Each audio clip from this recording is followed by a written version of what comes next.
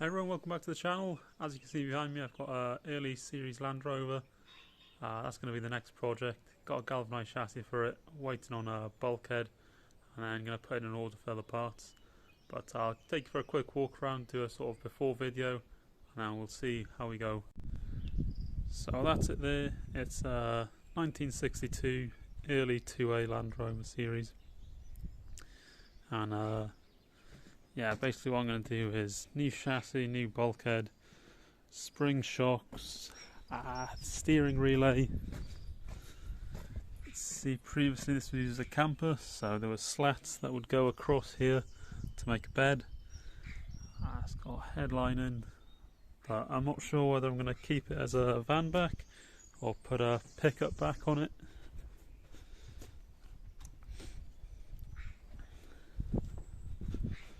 See in there then. So the bulkhead, you can see pretty standard, gone in the footwells all across the top. So I've got a new one coming. New chassis. I see the radiator's already been dismantled, front apron. But yeah, this engine hasn't run for about 7 years, I would say.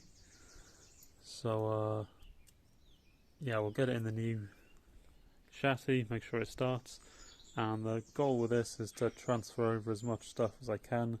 I don't want it to be a full nut and bolt restoration. I want it to be a vehicle I can use as soon as possible. So like I said, we've got new steering relay here coming, just to save having to press that one out. It's going to be a bit of a pain, and for the price of it, it's just worth replacing with new. New parabolic springs, Monroe shocks all round, bulkhead. What else is new? Going to renew the brakes, new cylinders, new liners for the shoes, new pipes all around. You can see some of the electric there isn't the best, so I'm going to redo the electric, and I'm sure as I strip it down I'm going to find a lot more wrong. In terms of colour, well, if I just close this, you can see underneath that's the original marine blue, and what I'm hoping to do is take a paint scraper and be able to scrape that back and bring as much of that back as possible. I'll be a patinaed finish then, and as mentioned before, I'm not sure whether I'll put a truck cab on, make it a pickup. Might suit me a bit better, I think. But yeah, I've been around with the penetrating oil, leave it to soak in, and I will start dismantling it. Okay, so it's about 1 o'clock in the afternoon now, about 3 hours just to take off the front two wings, just because of how corroded it is. Most of the bolts sheared off. Someone previously had put rivets in the bottom here, so one of them I've had to cut there. That's just caught the paint, that's going to be fine. But yeah, that's one person, 3 hours. If you were a second person, you'd probably do it in less than half the time, because you can have one person on the inside, one on the outside. But yeah, give me a better look. The bulkhead, how bad it is. Most of it is filler. You feel how thick that is. It's just packed in with filler. I saw the inner wells and the cover here. I'll probably try and get spares replacements of those. So yeah, I'm going to go for dinner. Afterwards I'll take the door off and then get in the garage onto the lift and prepare it to lift the whole body in one. Okay, so end of day one. I thought I'd give you a quick update. I've moved it inside the shed now, just so I can work at it at night. Got the lights in here. Had to move a few things around to get it in, so that took a bit of time. But I'll swap the camera around now and we'll take a look. So yeah, you can see there, just got the tub on, that's just resting on, all the bolts are off. And come forward, bulkhead's out, the seat box is gone, engine and box ready to lift out. I had to cut a few of the bolts out just because they're so stubborn, but on the whole it wasn't actually too bad. But yeah, been taking a look at this chassis and comparing it to the one we ordered from Richard Chassis, and spot a few differences. So first of all, you can see this bracket with a handbrake. This is the old style. You've got the bolt holes on the inside there, don't know if you can see. And if I come over this chassis here, you can see it's a different style bracket and the bolt holes are actually higher up.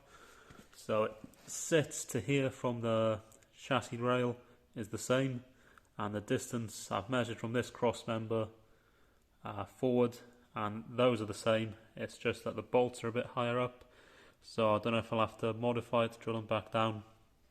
But yeah, there's that. You can see as well then we've got the holes in the cross member here for the exhaust, extra bracket here for the exhaust hanger, and our chassis here, no extra hole for the exhaust, no extra bracket for that hanger.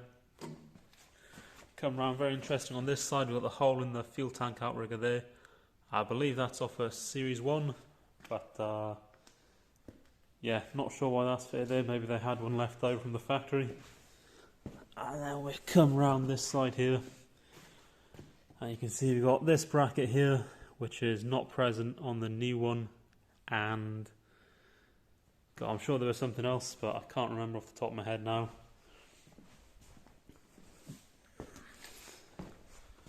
Yeah, you can see on the front we're missing that bracket there.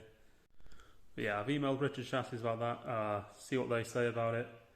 It is how it is, then there's not much we can do, but if they've sent the wrong chassis, then we might have to wait for them to change it. We'll see. But I'll take you around the chassis, give you my first impressions of it.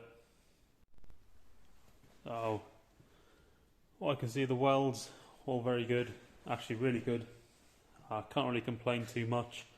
There's a few areas, if you were going to complain, let's say, on here, I think the other side's a bit worse. You get that fee. You can see there's quite a lot of, I'm not sure if it's weld spatter built up there and then galvanised over. So when we get the bolt in there, it might affect it a little bit, but it's not too big a deal. A few places galvanised has gone dull. But yeah, overall very happy with it.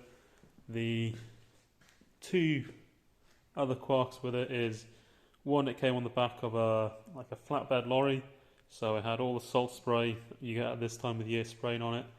So if you are going to order one, make sure you wash it as soon as you get it, because you don't want that salt sitting on it.